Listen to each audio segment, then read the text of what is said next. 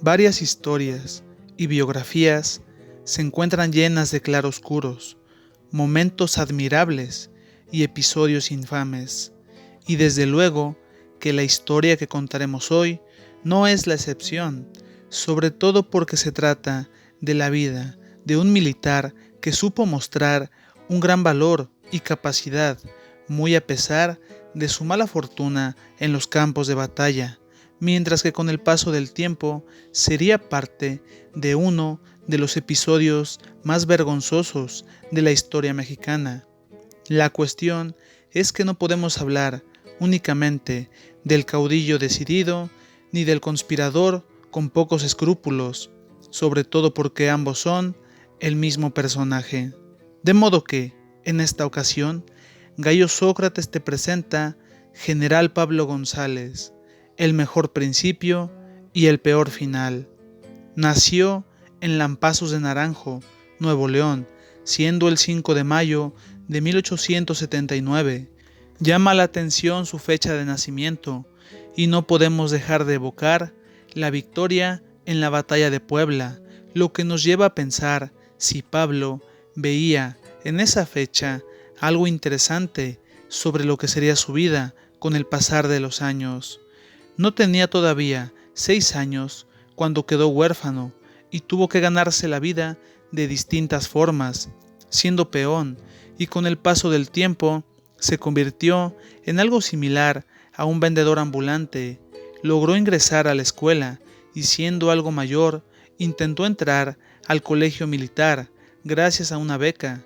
Lamentablemente, cuando llegó a la capital, dicha beca ya no tenía valor alguno. Llegó a Coahuila, donde trabajó en el molino de Puerto del Carmen, logrando mejorar sus condiciones de vida. Después viajó a Chihuahua, donde trabajó en una fundición. Luego fue a Estados Unidos a trabajar como peón en California. Vale la pena señalar que en esa época se interesó por el aprendizaje del inglés. No podemos dejar de lado que ahí mismo cambió de empleo y se dedicó a laborar en los campos petrolíferos, llegando a ser comisario general, donde aprovechó para tomar clases de matemáticas, geografía e historia.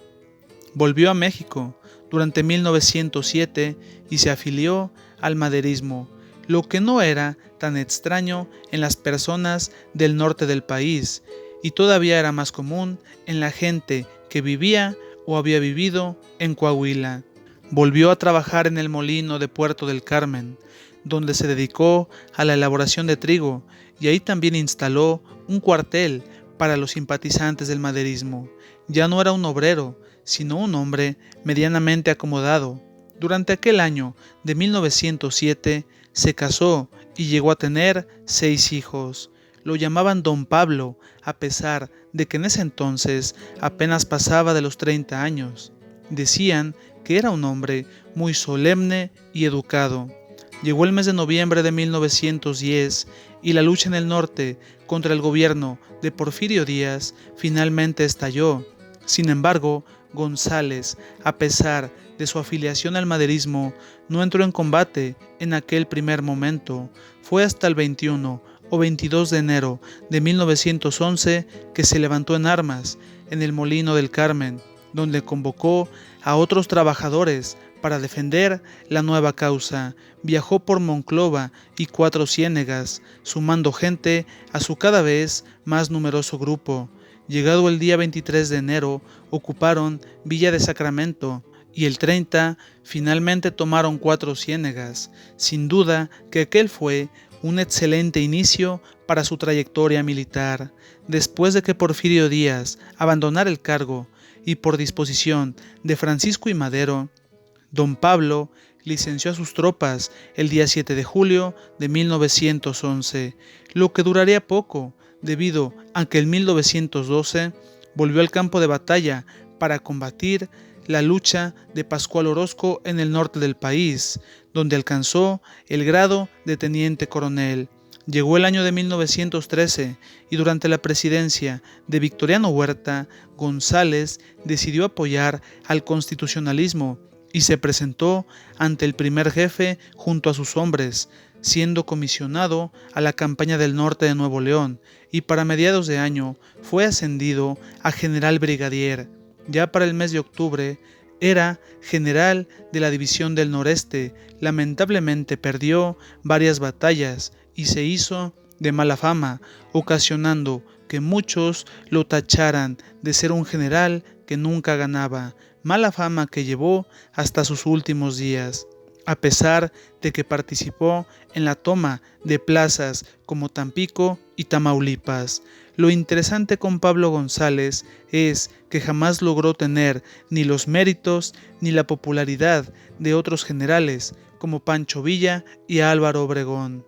De hecho, mientras Álvaro Obregón ocupó la capital cuando Victoriano Huerta abandonó la presidencia, sucedió que González se situó en Puebla, siendo siempre el segundo después del general sonorense.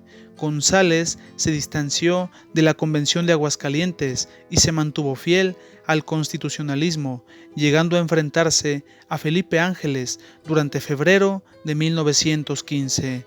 La batalla de Lébano le permitió ganar fama, debido a que si bien no fue Pablo quien dirigió las tropas, sí se encargó de nombrar a quienes defenderían la plaza, y como bien sabemos, dicha batalla fue un duro golpe para el villismo, debido a que no solo fueron vencidos los generales Manuel Chao y Tomás Urbina, sino que comenzaron a generarse considerables divisiones al interior del convencionismo.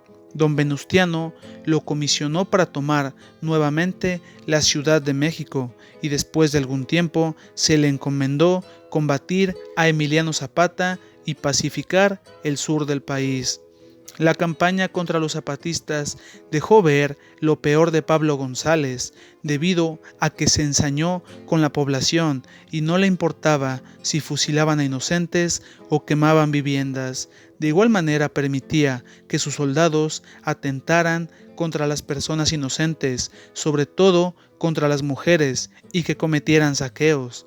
De hecho, la campaña de Pablo González fue de las peores que se hayan vivido en Morelos. Sin más, durante 1919 sucedió que, al parecer, González llamó la atención de uno de sus hombres, llamado Jesús Guajardo. No solo le llamó la atención, sino que lo humilló y encarceló debido a su mal desempeño.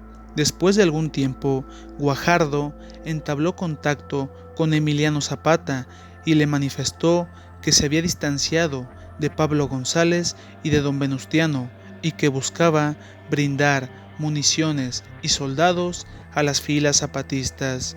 Luego de un intercambio de cartas y de un par de conversaciones, Zapata aceptó y fue emboscado en Chinameca, donde acabaron con el caudillo del sur. Lo peor fue que Pablo González se prestó a semejante farsa y hasta la fecha se le considera el autor intelectual del fin de Emiliano Zapata. Llegó el año de 1919 y la sucesión presidencial ya estaba cerca. Don Venustiano se negó a apoyar la candidatura de Álvaro Obregón, de quien ya se había distanciado tiempo atrás, de modo que Pablo tuvo la certeza de que él sería el candidato, sobre todo porque siempre le había sido leal al primer jefe. Lamentablemente, don Venustiano tenía otros planes y decidió apoyar a un civil, lo que ocasionó que Pablo también se distanciara de él y sin apoyar el plan de Agua Prieta se levantó en armas contra el primer jefe durante 1920. Meses después, durante ese mismo año, intentó combatir al nuevo gobierno, fue aprehendido y condenado. Sin embargo, se suspendió el proceso y abandonó el país, marchándose a Estados Unidos. Volvería a México durante 1940, donde viviría casi una década de dificultades económicas, dejando este mundo el 4 de marzo de 1950. De su vida solo podemos decir que fue un hombre de contrastes y que si bien supo ser una persona honesta, fue también un hombre infame a quien no le importó pasar sobre otros con tal de lograr sus objetivos. De ese modo, llegamos al final de este video. Si te gustó, danos un like y suscríbete para más trabajos. Gracias.